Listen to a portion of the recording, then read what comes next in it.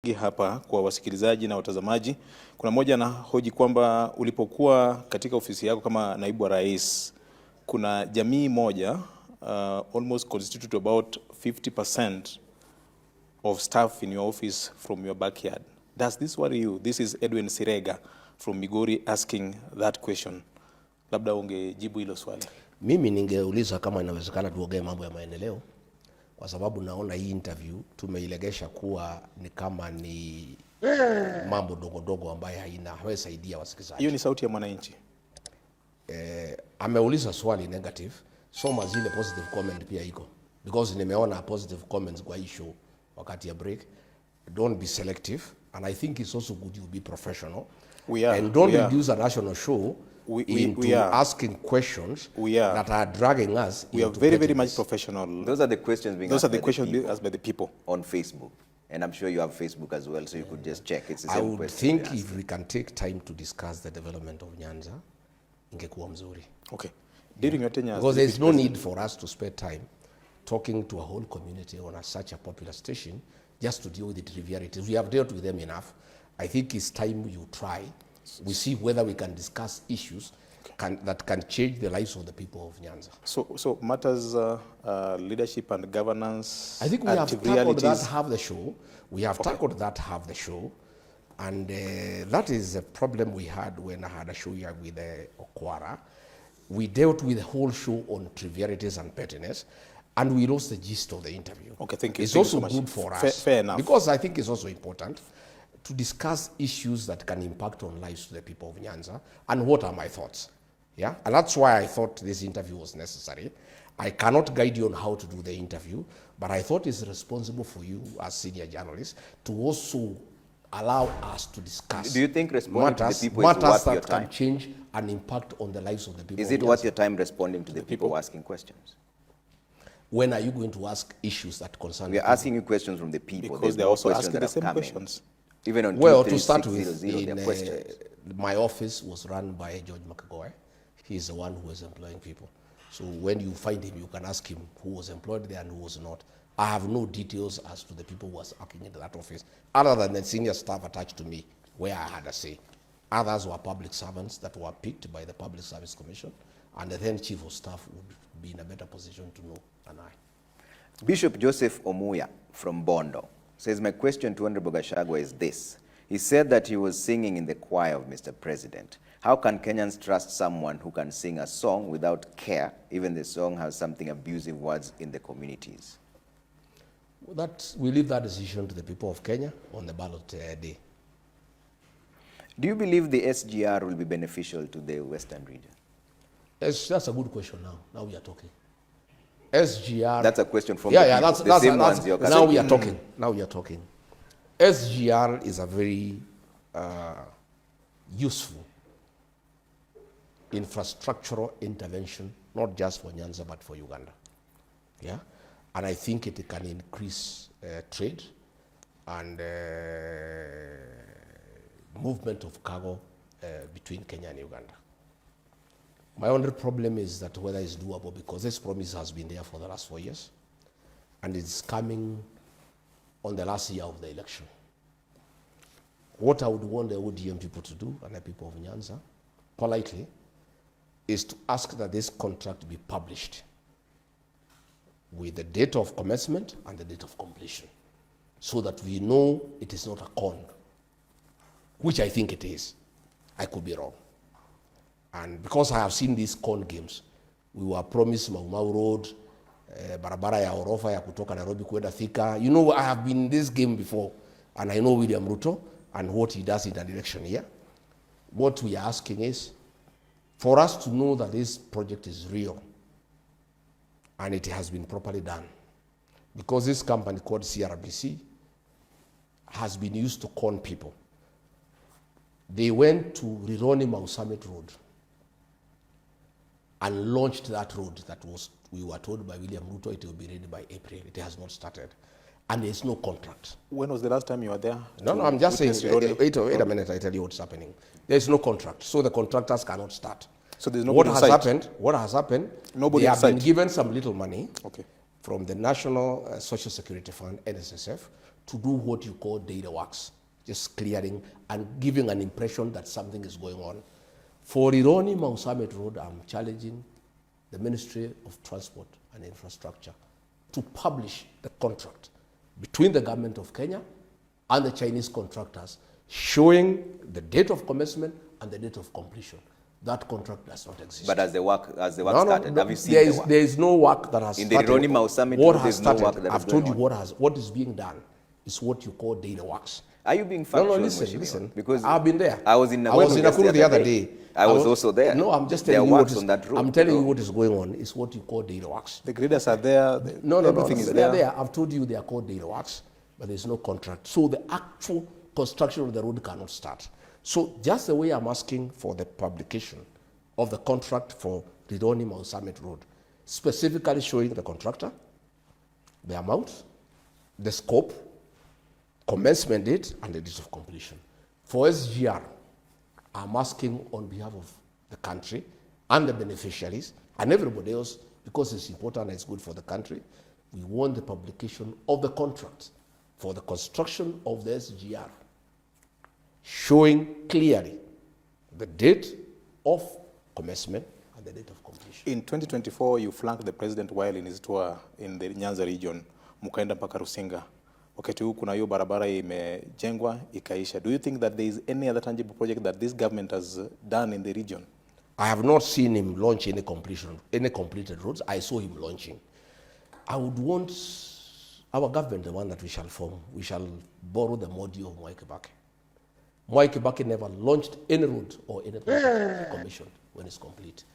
I think that must be the new way of doing things, because many projects the president was doing in Nyanza the last 5 days, he has launched them before. There are roads in Meru he has launched 5 times. Like which one did he launch in Nyanza during his tour? So I'm saying in our government, the one that we want to form with my colleagues, one of the things that we are all in agreement, we want to stop this launching business. We want to stop this inspection business. Let inspection be done by engineers, not politicians. The deputy president has no capacity to inspect a road.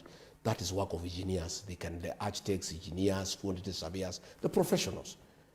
A president or a deputy president or a minister for that matter in our administration will commission a complete project.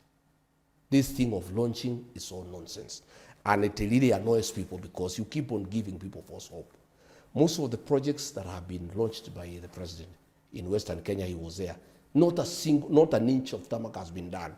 He made an agreement with Musalia and Wetangula that he will do 1,000 kilometers of road. I was part there. Not a single kilometer has been done. We are not talking about the Western. No, I'm just giving an example. Yeah. You know, Nyanza did not have an agreement with him because they were in Azimio. But Western Kenya had an agreement with William Ruto. So an agreement is binding. The mountain had an agreement with him. That is why we keep on saying. Nyanza did not have an agreement, so they really cannot put him to task, other than telling them promises. But I am saying, in future, in our government, the launching, inspection will not be done by politicians. We will do the commissioning when a project is done and it's finished. Let's come back to the Rironi Mau Summit Road. So you've admitted that you've seen some works there. I've seen what you call data works. So this is a PPP project. Why does it require any budget allocation? Because is it not being done by the same contractor China? I've said you want to see a contract. Hold on 1 second. We're just talking about this. Isn't it the same contractor who did the expressway? So why, if it is a PPP, why then would you need to see the contract?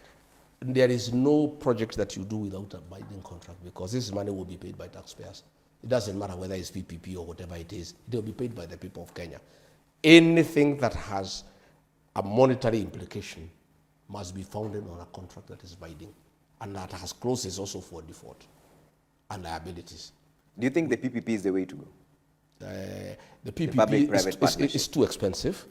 It's too expensive. I don't think it's necessary. What option are you offering? Should you be the president of the Republic of Kenya?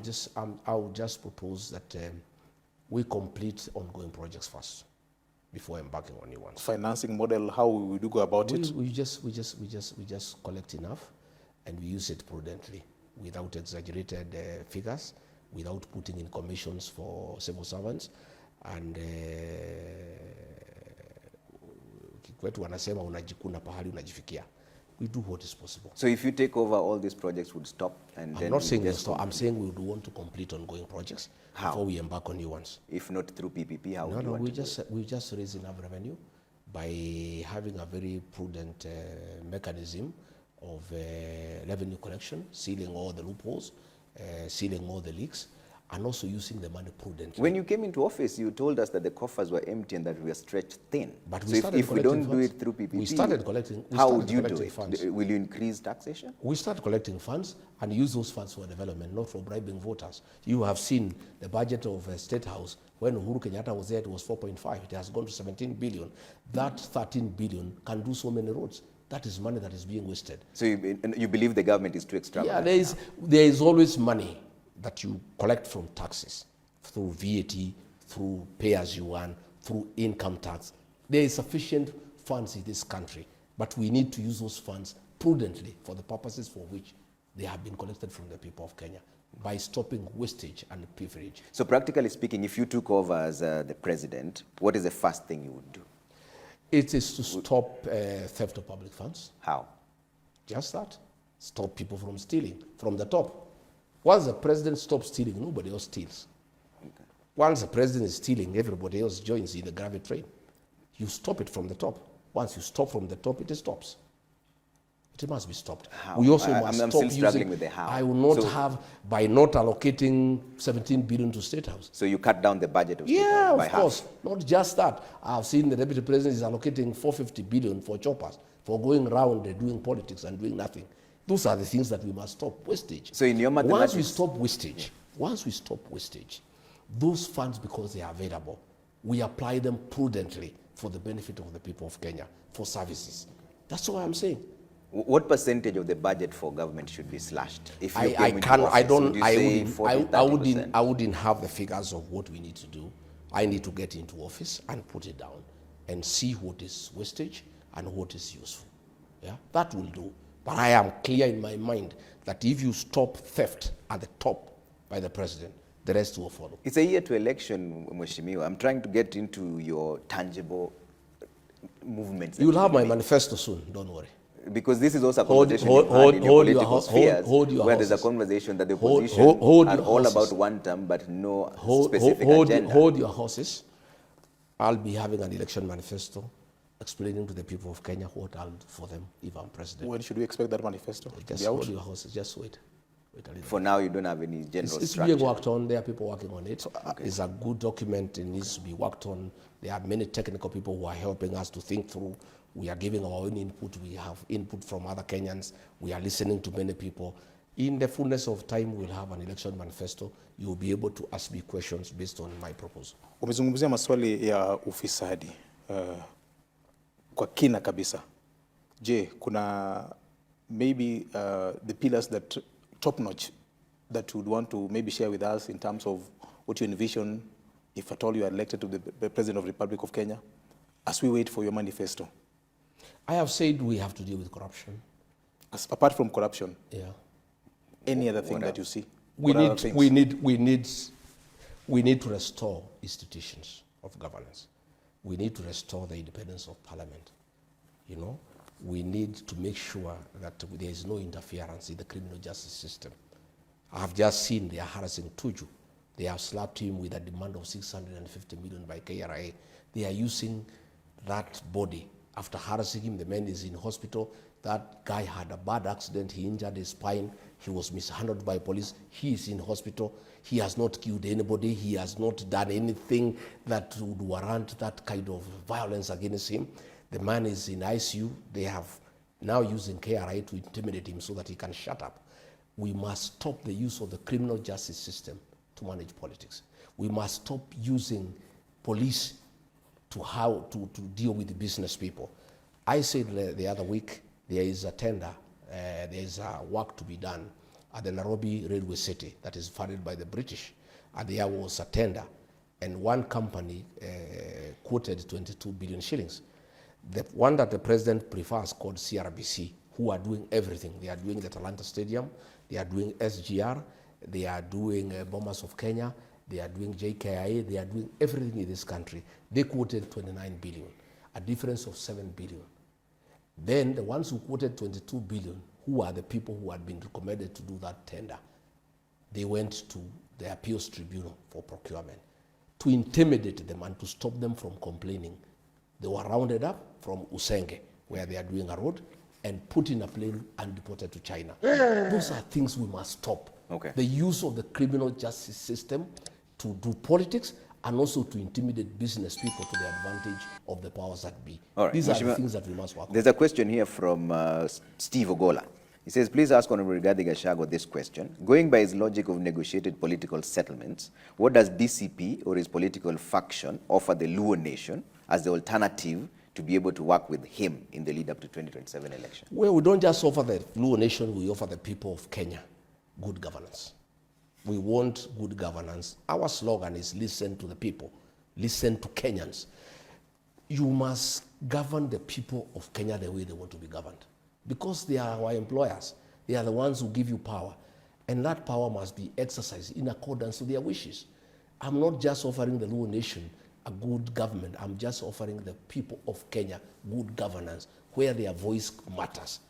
When the people of Kenya say they don't want housing, I told William Ruto, there is a lot of complaint. People feel that the responsibility of government is to provide services, roads, water, electricity, sewage, drainage, security. They want houses to be left to the private sector. He told me, you don't have to do what is popular, you do what is right. And I told him, I agree with you. You don't do what is popular, you do what is right. But if the majority of the people who have given you the job decide what you are doing is not right, you cannot argue with them. So I am saying what I'm offering to the people of Kenya, the Luo nation is part of the Kenyan nation. It's good governance, it's transparency, it's accountability, it's checks and balances, is the supremacy of institutions of governance, where we allow institutions to play their rightful role. That's what Mwai Kibaki did, and he was a very successful president. He allowed institutions to work, and he let everybody work. He did not micromanage the country. He didn't try to do everything by himself. You never saw Mwai Kibaki on top of a vehicle. You know, we have a president who was elected. When you are looking for leadership, there is nothing wrong with you being on top of a vehicle. But once you are elected, you settle down in Harambee House, you settle down in State House and work. You know, you can't be on. I saw him in the Luo Nation 5 days. He was on top of the vehicle abusing us. You must sit in an office and put in hard work. Sit on a desk, get briefs, digest them, and give guidance and give direction as to what will happen. We want to restore the dignity of the presidency. We want to get the Kenyan president to get back to office and work for the people of Kenya. From Harambee House, from State House. I am not going to be a president. If I am elected president of the Republic of Kenya, you will never see me on top of the vehicle. I'll either be in office or I'll be in State House working. All right. We're about to give you a chance to give closing remarks because we're running out of time here. But there's a question here from one Eriko Kach from Kisumu. This says, the families say it's a rather insensitive question, but we'll just ask it because the people have asked. Can you respond to Ruto about the murder of girls after impregnating them? Eriko Kach from Kisumu. I cannot respond to nonsense, pettiness, and gossip. President has sunk too low. He has become a gossiper. Instead of addressing real issues affecting this country has a debt of 14 trillion. He is not bothered. We are facing a crisis on fuel shortage. He is not addressing it. He is on top of a vehicle saying that somebody's cow has died because of a tick. What kind of pettiness is that? Hata ng'ombe ya mtu ikikufa na wewe ni president, unaongea hiyo ni maneno ya ujinga na fitina ambayo haina haja. He's dedicating 1% of his time to respond to you. No. You're the one who started this but the kind of things he's talking do not warrant my response. They are too petty and too childish. Let me talk about one thing that you never allowed me. There is a project called Koru Soin Dam. Yes. Uhuru Kenyatta allocated 20 billion. That was a dam that would serve the people of Kericho and the people of Kisumu. It would address the floods in Nyando so that when it rains, the water can go to that dam. That dam would have produced electricity for the Luo nation. It would have given water for domestic and for irrigation. William Ruto removed that 20 billion. When he comes to Nyanza, the people of Nyanza must ask him, why did you remove the 20 billion from this project that Uhuru Kenyatta had given the people of Luo Nyanza? Are you aware that there's an appeals by the two contractors contesting the award of the tender for that particular project? Kabonyo Fisheries Training School, 3 billion shillings through the Hungary nation, allocated by Uhuru Kenyatta. It was going on, it has stalled. The people should have asked him, instead of abusing Rigathi Gachagua, tell us about these projects. When you look at the sugar factories, Miwani, Soni, Muhoroni, Chemelil, they have all been sold to people. 10.2 billion shillings owed to employees of that region. People are committing suicide. Their properties are being auctioned. I did not hear a single... How many people have committed suicide so far with regards to this? Quite a number. Sikusikia kiongozi hata moja, Oburu, nani, Suluhu, hakuna mtu aliuliza Ruto, hii 10.2 billion, mutalipa hii wafanyikazi lini? Mambo ya wakulima, they are owed almost 500 million for these sugar factories that were sold without public participation. Those are the things I wanted us to discuss. And what did you do during your tenure as the deputy president to address the issues of the sugar subsector in the region and the economy and aquaculture? The horses have left the stable. William Ruto has sold those factories to Asians and other people. I'm asking when, during your tenure? These factories, the people of Nyanza should have been given an opportunity to buy shares. They would have owned them and they would take care of them. But they were sold to Ruto's friends. We are now there in Nyatike. There is gold. Chinese have been given the rights to come and prospect and also to do the processing. Why can't people from Nyanza be given an opportunity to participate in the prospecting of gold and processing of gold? All right. Those are the issues I had wanted us to discuss. The issue of fish, let me tell you, my brother.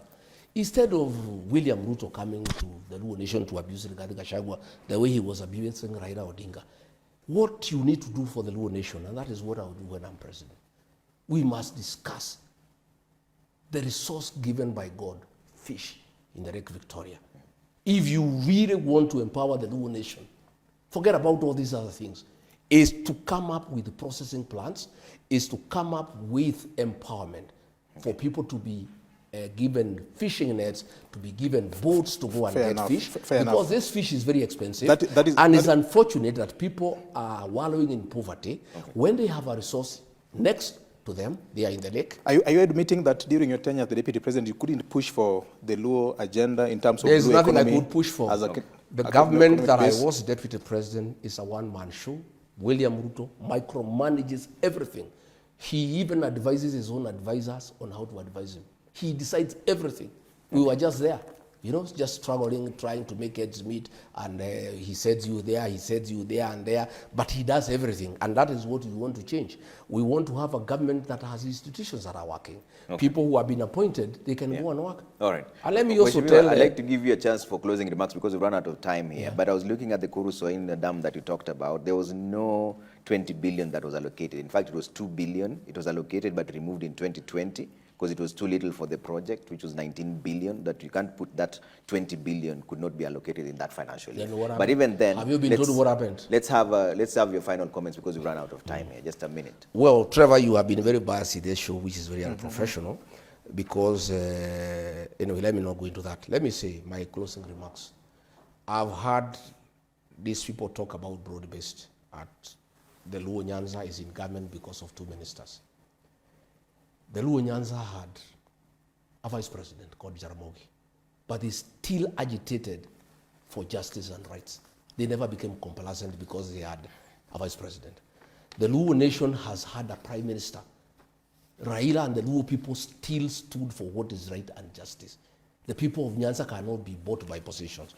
During Moi's time, out of 18 MPs, 17 were ministers and assistant ministers. But the Luo Nation still stood for what is true and right. I want to tell the Luo Nation, you have 2 cabinet positions. Wadai is there for energy. More than 70% of the Luo Nation has no electricity. It doesn't mean because Wadai is eating, the Luo Nations are eating. We, the mountain, have 8 ministers, but we are opposed to William Ruto because he is doing the wrong things.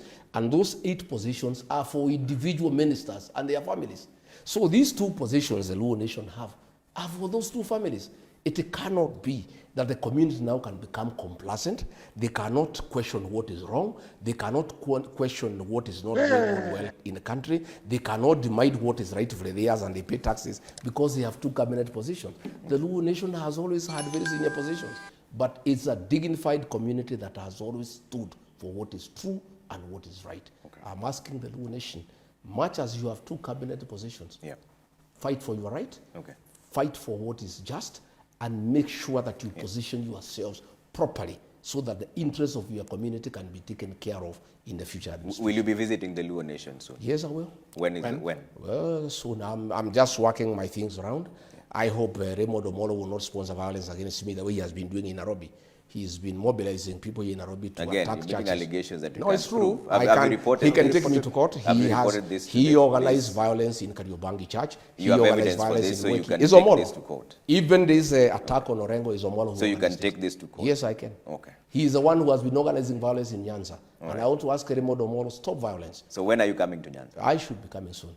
Okay. Let me organize myself. Will you be soon is fielding soon? candidates in DCP? Well, I'll come. Will DCP be fielding candidates in that area? I want to tell the Luo Nation that if ODM joins UDA, those who are independent people and minded, who are not sycophants, if you don't come to DCP, you are goose is good. Yeah. You will never get a certificate. DCP is available to the Luo Nation.